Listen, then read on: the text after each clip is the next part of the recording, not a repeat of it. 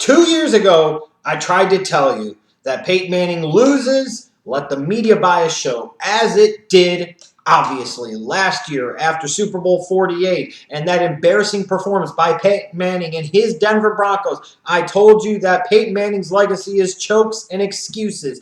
And that's exactly what it is. And then I came back on here and told you that there was no way in the hell the Denver Broncos are going to make it back to Super Bowl 49. And I knew I was going to be validated and proven right in due time. And of course, I ultimately have been, as is not every time, but is so often the case. And I can't wait now, over the next 24, 48, 72 hours, the weeks to come, to see how the national sports media and the pro-Peyton defenders try to spin this turd and try to gloss this shit up and try and make it anything other than what it is. What's the rationale going to be? What's the logic going to be? Most importantly of all, what is the spin and excuse making that is going to occur this time?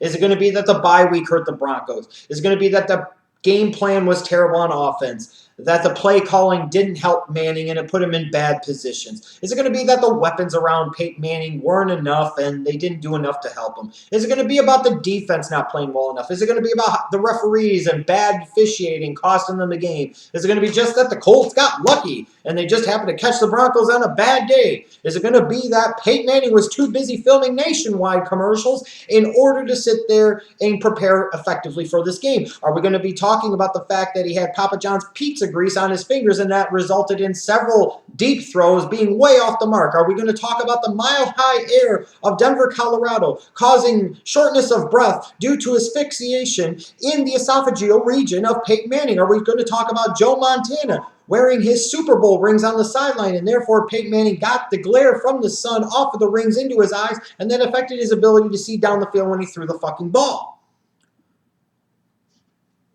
All of these are potential excuses, I mean seriously, that we're going to hear in the days and weeks to come.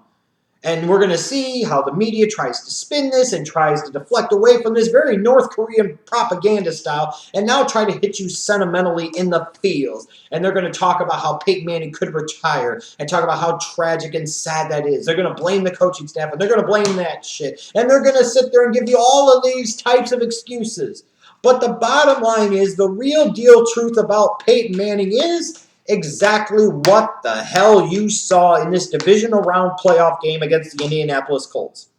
I don't dispute that greatness of Peyton Manning. I don't dispute that he is perhaps the greatest regular season quarterback of all time.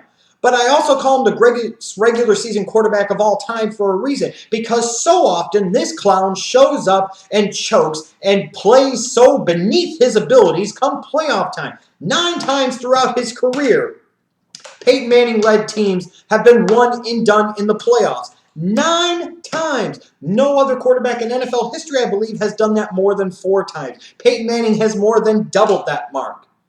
Talking about the bye week might have hurt the Broncos. 2 weeks to prepare for a genius like Peyton Manning. You would think that'd be exactly what the hell he would need. The game plan was terrible on offense. Sure, let's blame the offensive coordinator, but let's totally negate the fact that when you have Peyton Manning, he's heavily involved in the offensive game plan, if not ultimately orchestrates it and puts the fucking thing together. Let's not sit there and blame the play calling on Adam Gase or anybody else now just because the Broncos lost, because when Peyton Manning wins, he's credited as the genius. He's the one that calls the plays. He's the one doing all the gyrations that we think are so incredibly fucking awesome. You can't sit there and praise him for being the play caller when he wins, just to sit there and turn around and blame somebody else for being the play caller when his teams fucking lose. It doesn't work that way. You don't get to pick and choose the credit or blame that you assess to somebody like a Peyton Manning. We give him 95% of the credit when his team wins and 5% of the blame when his team loses, especially when so often he is primarily or solely responsible for his team failing to show up and failing to get the job done. The weapons around Peyton Manning didn't help him. You know, if Peyton Manning is supposed to be so great and so star-spangled awesome like he's supposed to be, then wouldn't he be able to do better with lesser weapons? This guy, for so many years in his Colts career, and again with the Broncos, has all these weapons all over the place on offense, yet he has 1 Super Bowl victory, 2 Super Bowl losses, and 9 times where his teams have been one and done in the fucking playoffs. Don't give me that weapons didn't help him shit. It's not like Peyton Manning helped his weapons with all those ridiculous decisions to throw all those ridiculous long passes that he knew he was going to be off the mark on. The fact that you will sit there and say, again, that the defense didn't play well enough like you did back at Super Bowl 48. Well, even if the defense at Super Bowl 48 would have played the games of their lives and held the Seahawks to 10 or 13 points, they still would have fucking lost. And here they are again against the Indianapolis Colts. They allowed 24 points. They didn't get any pressure on Andrew Luck. They didn't hit him one damn time. I'll grant you that defense was far from what a lot of people anticipated they were going to be, even though they were exactly who I told you they were fucking going to be.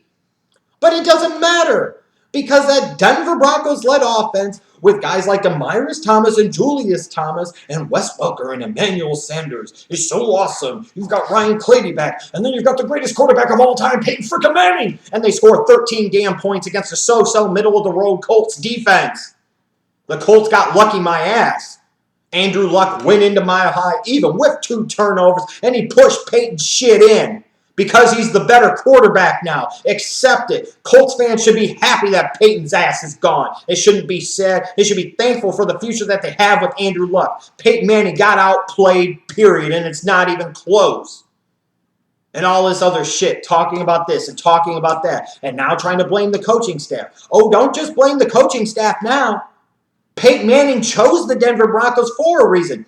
Because he was going to have the least challenge to his ego. He was going to have the least challenge to what he was going to want to do offensively. He was going to have the least questioning be done by anybody in the Denver Broncos organization. He was going to be able to be the final play caller, not Adam Gase. If you believe Adam Gase is nothing more than a play facilitator and you think he's the game caller, and you think he's the play caller, and he's the one that ultimately structures and sets up the game plan, you're a fucking moron. I don't care if you're a fan. I don't care if you're a damn media member. Peyton Manning is the ultimate play caller. Gase is just a play and game plan facilitator. If you think anything other than that, you are stupid and you are just buying into the media bias and the fucking spin that this guy receives for whatever the fuck reason. Well, I'll tell you exactly what that damn reason is, as I've referenced before. Talking bad about Peyton Manning and pointing out his obvious flaws and weaknesses come playoff time especially is bad for the NFL brand, and it's bad for the NFL business, and it's bad for all the sponsorship deals that they have with Nationwide and Papa John's and everybody damn else.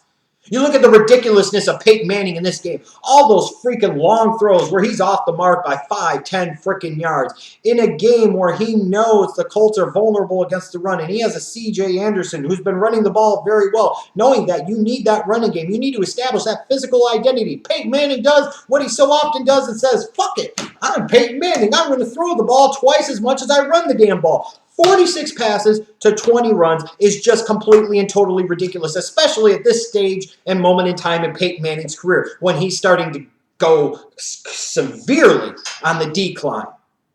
Don't blame Adam Gase for that. Don't blame John Fox for that. Blame Peyton Manning for that shit.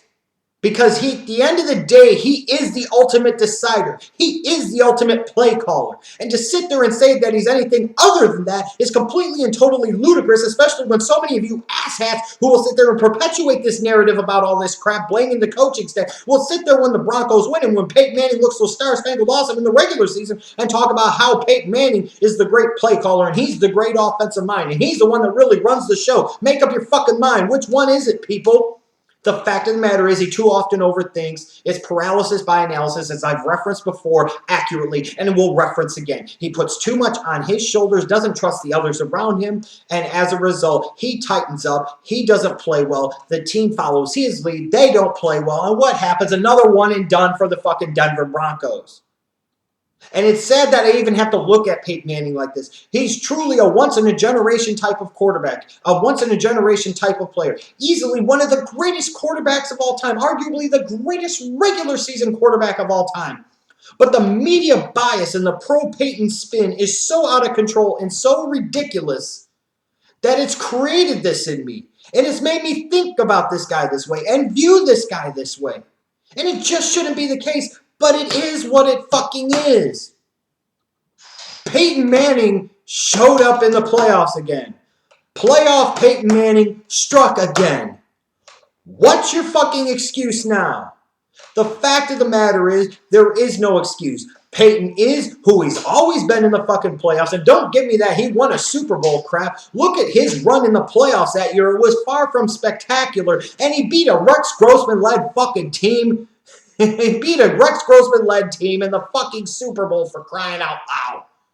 What happened when he faced a real quarterback in the Super Bowl? He got his shit pushed in. What happens when he faced a real deal defense and a legit NFL quarterback again in the Super Bowl? He more than got his shit pushed in.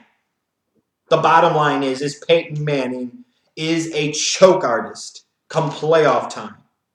And the fact of the matter also is that the NFL sports media, and in particular the pro-Peyton media that had this narrative to advance, loved nothing more than to spin blame away from him and make excuses for him.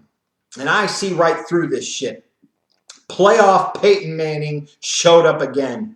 There are no more excuses. He is who he has been and always fucking will be.